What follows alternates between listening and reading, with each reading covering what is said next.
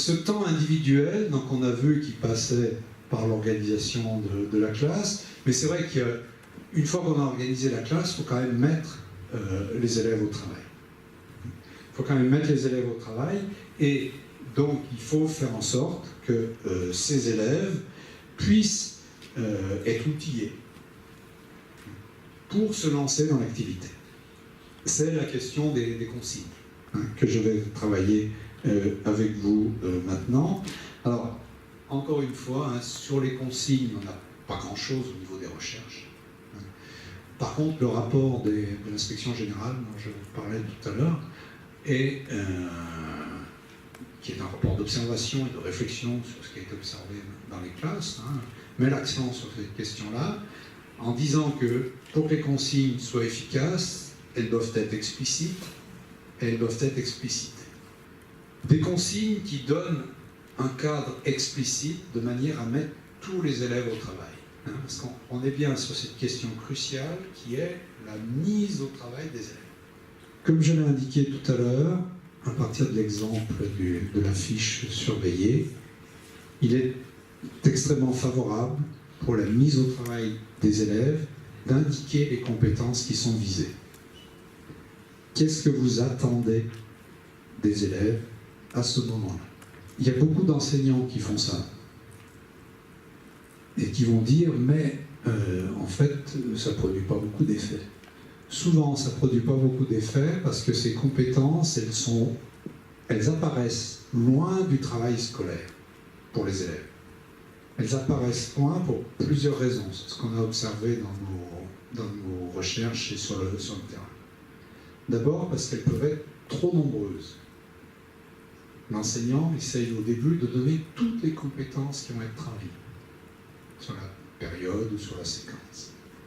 Et les élèves, surtout ceux qui sont en difficulté, se lassent très rapidement, ils n'écoutent pas le discours d'enseignante, ils ne lisent pas toute la feuille, ou la feuille leur paraît tellement longue qu'ils pensent qu'ils n'y arriveront jamais. Donc il faut réduire le nombre de compétences travaillées. Là, c'est un premier point. Deuxième point, elles paraissent éloignées, ces compétences, parce que souvent elles sont données au début, elles sont reprises à la fin, mais elles ne servent pas à piloter le dispositif, et à piloter les apprentissages. Donc pour les élèves, et surtout ceux qui ont du mal avec l'écrit, c'est une surcharge cognitive.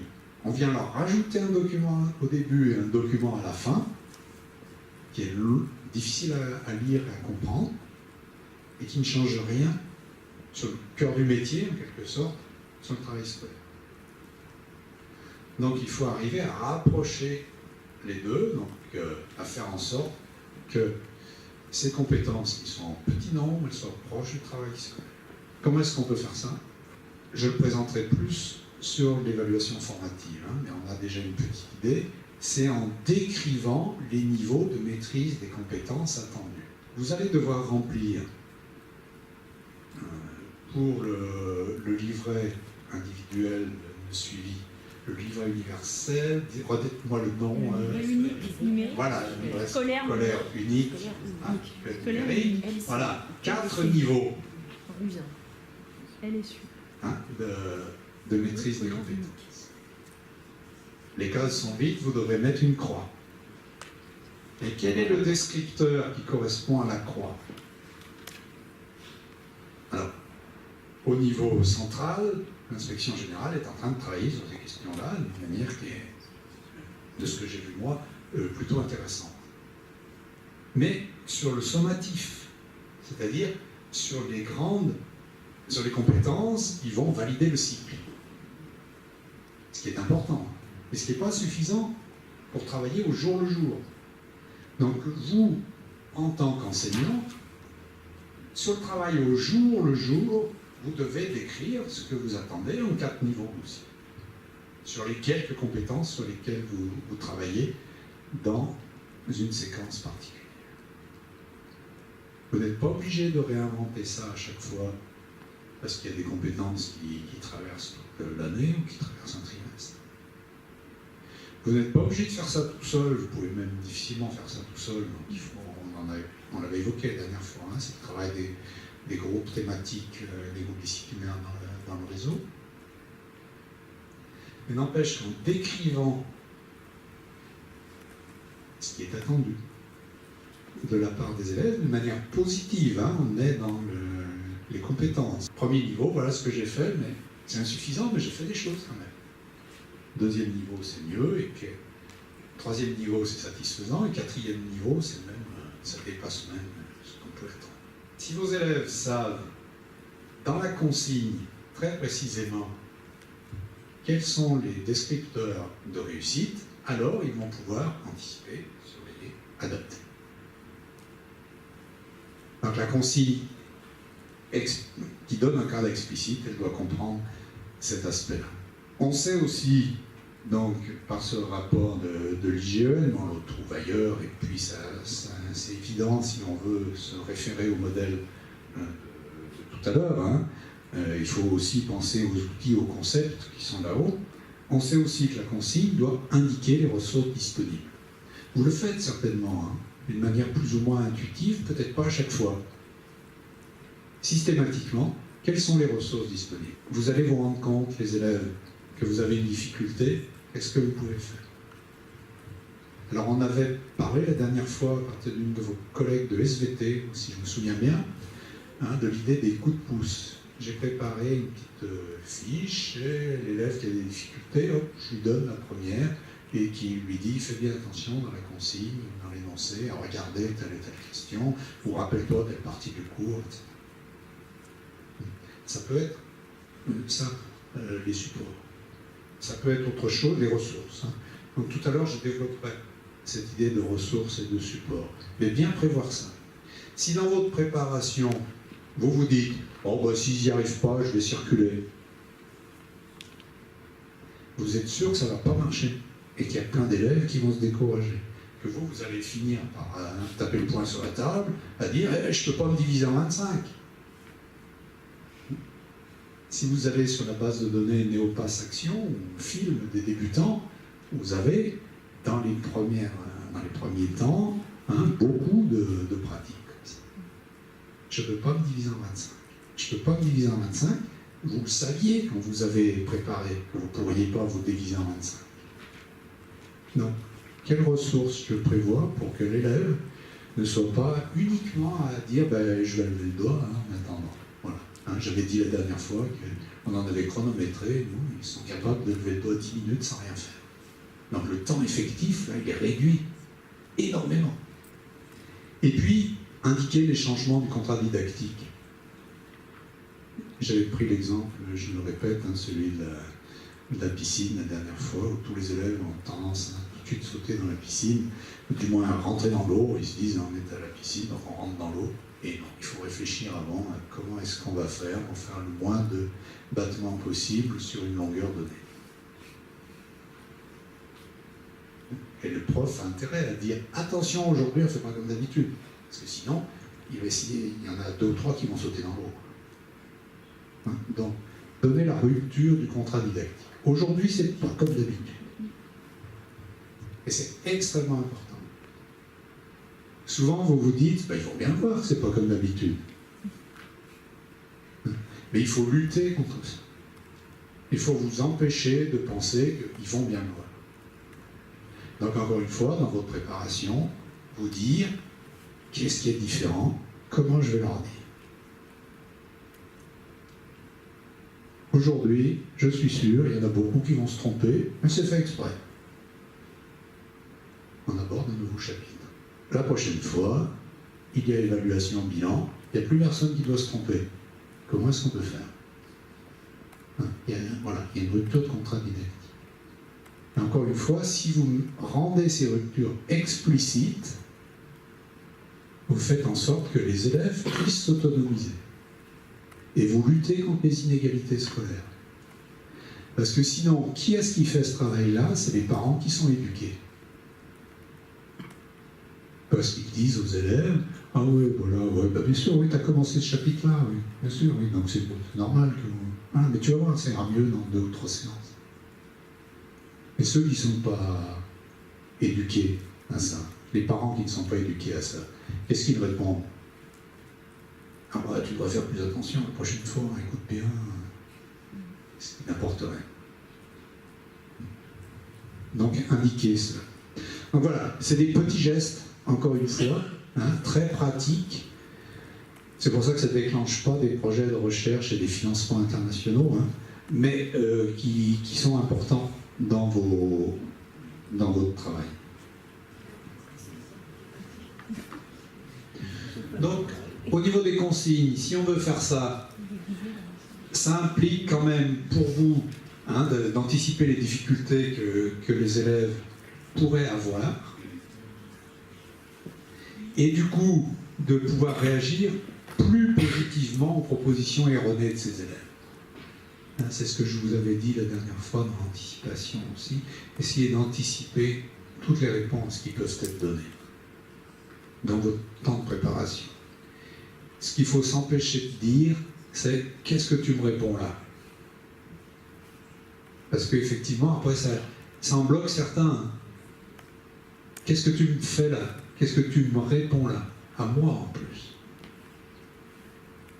S'empêcher les phrases comme ça. Parce que tous ces jeunes qui sont extrêmement sensibles au niveau affectif sont extrêmement, très rapidement bloqués par ces remarques-là. Mais les enseignants, les enseignantes, on comprend bien que s'ils n'ont pas anticipé formellement quelles étaient toutes les réponses possibles, peuvent être décontenancés par certaines réponses d'élèves. Alors qu'est-ce qu'on peut répondre face à une proposition d'élève qui est complètement erronée, si on veut s'éviter de dire « qu'est-ce que tu m'as fait là ?» Qu'est-ce que vous faites? Renvoyer. Pardon? Aller au bout de sa recherche. Aller au bout de sa recherche. Oui, mais si on sait que ça va l'emmener à un endroit où il ne peut pas... Il va s'apercevoir de lui-même qu'il est dans une impasse. D'accord, donc aller au bout pour qu'il s'aperçoive de lui-même. D'autres? Vous aviez levé la main, je crois. Oui? Ils sont à l'école pour se tromper, oui. Renvoyer aux autres élèves, demander ce qu'ils en pensent. Oui, renvoyer aux autres élèves. Oui. Expliquer son processus. Pouvoir expliquer comment il a fait. Puis noter que ça élimine une hypothèse, justement. Oui. C'est-à-dire très bien, c'est une hypothèse qui n'est pas juste, c'est parfait, on peut chercher ailleurs. Voilà, on peut chercher ailleurs. Ouais. Donc, vous avez ces possibilités-là. Vous avez l'idée de dire aussi, bon ben, on va en discuter, effectivement. Voilà, il faut voir. Soit on va tous ensemble au bout de cette idée-là, soit voilà, ça dépend du moment, mais en tout cas, de s'empêcher de dire qu'est-ce que tu m'as fait là. Et pour ça, il faut bien connaître les programmes du cycle, les programmes des cycles suivants aussi, parce que de temps en temps, on va dire bon, de toute façon, tu vas retravailler cette question-là l'année prochaine, donc il n'y a pas de souci à se faire. Il faut faire attention du coup à bien vous centrer sur le cycle de la classe, pas vouloir anticiper sur ce qu'il se passera les années suivantes, et puis connaître quand même les principales difficultés, les fausses conceptions. Là, c'est l'affaire des didacticiens dans votre discipline. Dans chaque discipline, vous savez qu'il y a des idées qui traînent, et de la part des élèves, qui sont souvent des idées qui, historiquement, il y a bien longtemps, étaient la vérité, les scientifiques, puis elles sont tombées, parce qu'on a trouvé justement d'autres hypothèses, d'autres manières d'avancer depuis. Donc ces élèves, parfois, retrouvent ces idées-là. Ben, il faut les connaître, ça fait partie de votre culture professionnelle, dans la discipline qui est la vôtre, ou dans les disciplines que vous enseignez. C'est plus difficile à ce moment-là pour les professeurs des écoles, bien évidemment, qui ont beaucoup plus de choses à connaître. Des consignes qui sont explicites, puis des consignes qui sont explicitées. Donc, comme on l'a dit tout à l'heure, comme on l'a dit la dernière fois aussi, il y a des petits gestes professionnels qui sont importants. Faire reformuler la consigne, s'empêcher de dire « est-ce que vous avez bien compris ?» parce qu'ils ont tous compris quelque chose, mais plutôt « que faut-il faire ?»